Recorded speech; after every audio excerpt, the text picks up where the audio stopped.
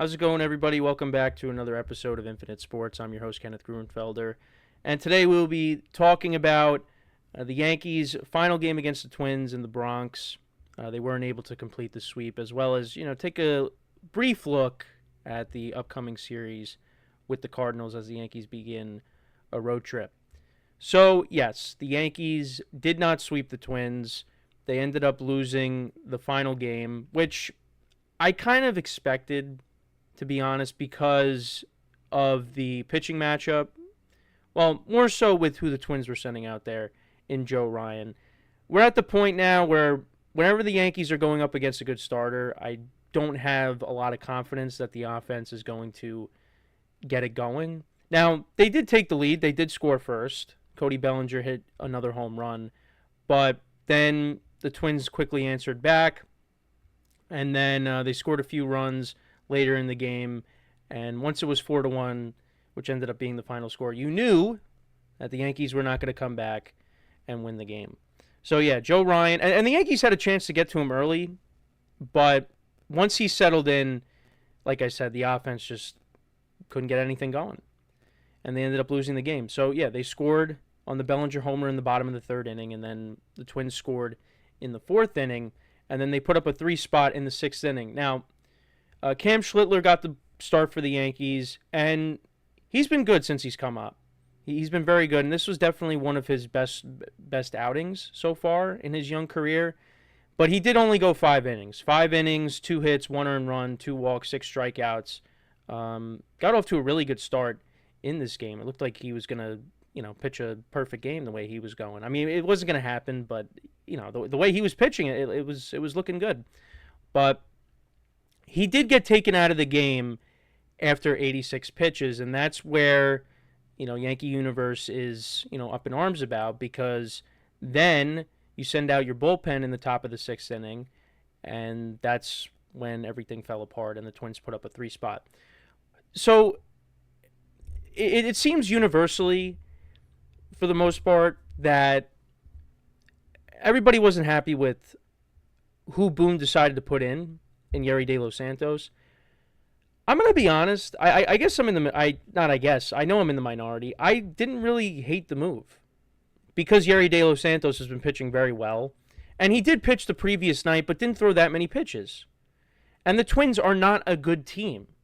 So you figured in that spot, Yerry De Los Santos should have been able to get through that inning. And then Boone would have made another move and put somebody else in. And we ended up seeing 5 relievers along with De Los Santos, well, including De Los Santos. We saw Mark Leiter Jr., Devin Williams pitched another clean inning in a low-leverage situation. We saw Doval and Hedrick. They pitched well. But, nobody was... A lot of people were not happy with the De Los Santos move.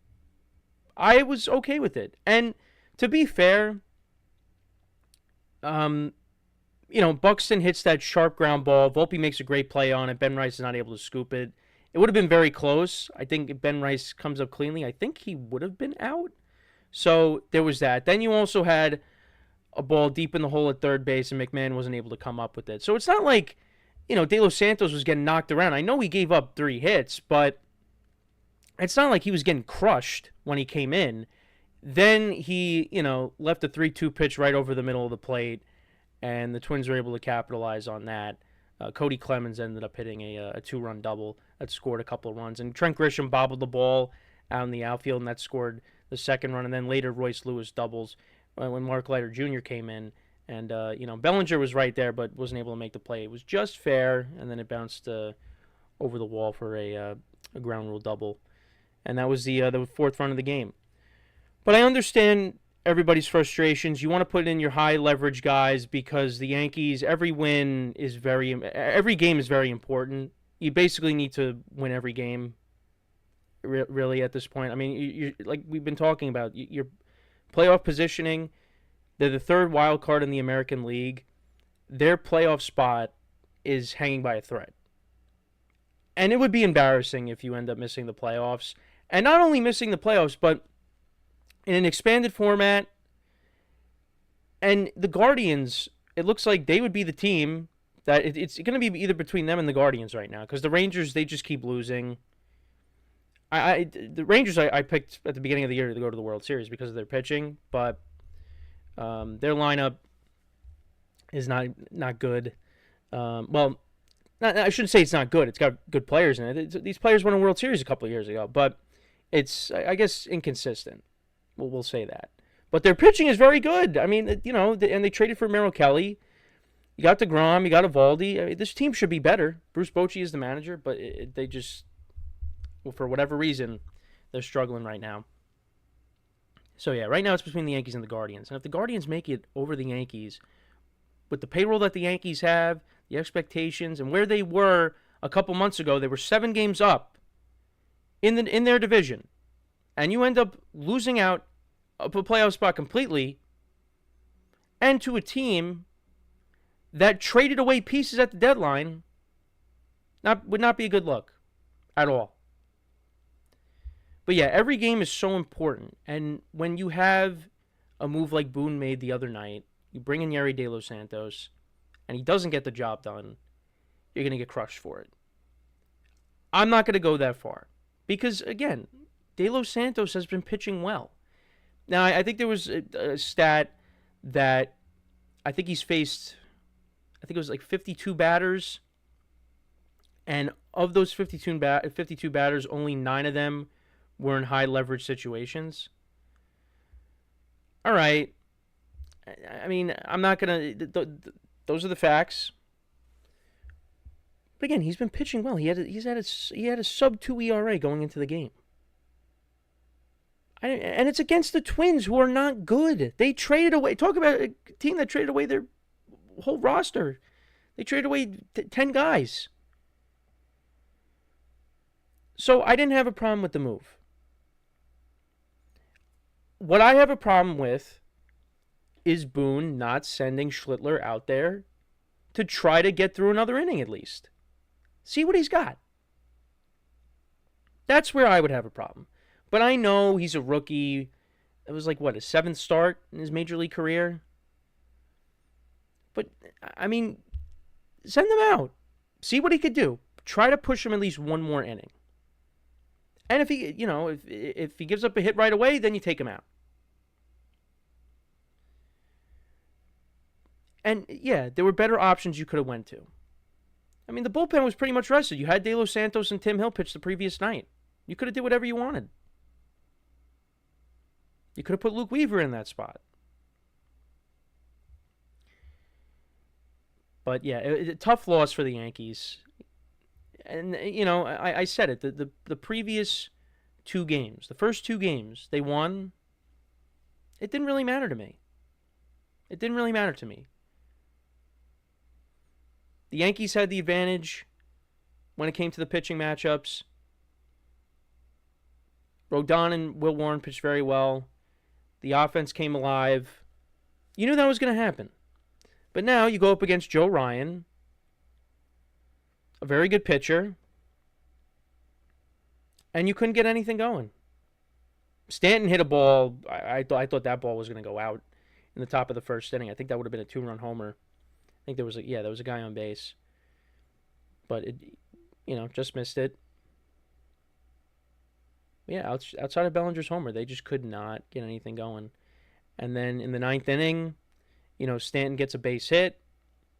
Ben Rice comes up, and then immediately hits into a double play. And then that was it. Went down quietly in the 9th inning. And on top of that, you had every team lose that you needed to lose. Red Sox, Seattle lost, Texas lost, the Guardians lost, the Blue Jays lost. All of these teams lost, and you had an opportunity to gain ground. Couldn't take advantage of it. So, yeah, tough loss there. Now you got to try to regroup. Take on the Cardinals this weekend, but could be without Paul Goldschmidt for an extended period of time, potentially, because we found out, because there was a spot where there was a lefty reliever on the mound. He had a runner at third, and Austin Wells comes up, and that would have been a spot for Goldschmidt to come up and be a pinch hitter. And Boone didn't go to him. And Boone's getting killed on social media for that. But then we later find out Goldschmidt was not available because he's dealing with a bit of a knee issue that he could potentially end up on the IL. And it was on the foul ball that he caught the game I was at the other night where he kind of slipped and he made the catch. That was the play that aggravated the knee. And then, you notice when he hits the double later in the game, he's a little gimpy going to second base. So that's why Goldschmidt was not up in that spot. So now Austin Wells is going to, get more playing time again. Because Ben Rice has been catching. Ben Rice has been catching a decent amount these last couple weeks. But Austin Wells he's done nothing. He hasn't had an extra base hit since, I think, June 23rd. It's almost 2 months ago. He's been such a disappointment. I keep saying it. He has been a disappointment. I know, like a few weeks ago, I was saying, well, the home run numbers, he could get 20-plus homers this year. He's had almost, 60 runs batted in. That's going to go up. I can't say that anymore. Because that was more than a few weeks ago, really. Such a disappointment. One of the things that I said about this Yankee team going into the season is the young guys really had to step up and take that next step in their development. And for the most part, it hasn't really happened. Dominguez is not playing. Because the Yankees need to put their best lineup out there to win these games. And you can't sit Trent Grisham. Can't do it. Volpe's been disappointing, although he's been better since the All-Star break. His defense has definitely been better. You see that. But yeah, Austin Wells had high hopes for him going into the year. Hasn't lived up. Nope. Has not lived up. Ben Rice has been good. So you could say that. And Dominguez has had good stretches. They've all had good stretches this year, but they need to be consistent. And we're not getting that.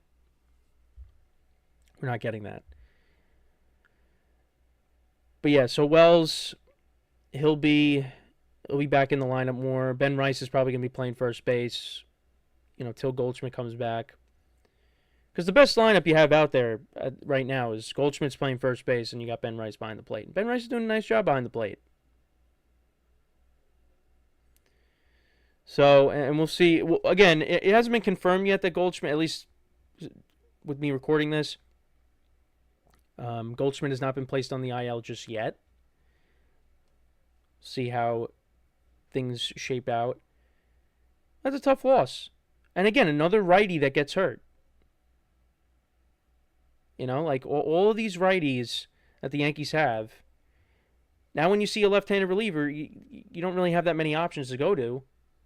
Because now you just have a bunch of lefties in the lineup.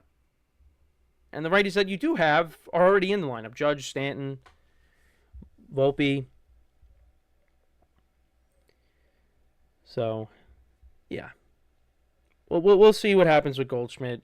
But the Yankees start a 3-game series with the Cardinals. I feel like they really haven't played well in St. Louis the last couple times they've been there. At least, 2023, I think they were there and they got swept. But you got Luis Gil going tonight, and he was very good his last time out against the Astros. Yankees will be going up against Andre Palante, who has almost a 5 ERA on the season. But the Yankees did not do well against a pitcher that had almost a 6 ERA. And he's 6-9 on the season. Yankees will see Sonny Gray in this series. He pitches tomorrow. He's 11-5 with a 4.06 ERA. Max Fried gets the ball, so we'll see if he bounces back. And then you got Will Warren, who's been very good as of late, on Sunday against Miles Michaelis. So those are the pitching matchups. I mean, Sonny Gray's ERA is just over 4, and then Michaelis' ERA is almost at 5. Basically has the same stats as Palante. So could the Yankees do well in this series? Win 2 out of 3? I would take that. 2 out of 3. That's doable. But the way they've been playing, who knows? They might end up losing 2 out of 3. And then I'll bring up the Mets for a second. So they completed their series against the Braves. I didn't really watch the games. Alonso, of course, became the all-time home run leader for them. Congratulated him on that. Mets got to make sure that they sign him to a long-term deal. I know I was saying re-sign him because I didn't say like he's going to opt out, because that's what's going to happen. I probably did say it. Opt out, and then you re-sign him to a long-term deal. But yeah, after the Mets won 13-5 the other night, so they were up 6-0 against the Braves, and the Braves, they got Carlos Carrasco pitching for them. They were down 6-0, the Braves. And you're thinking, all right, the Mets are going to cruise to a win. Braves end up scoring 9 runs in the 4th inning. They end up winning 11-6 on Wednesday. And then yesterday, close ball game. Mets are winning late. Braves put up a 2-spot. Ryan Helsley, who was the former closer of the Cardinals, so the Yankees won't see him this weekend. He gives up 2 runs in the 8th inning.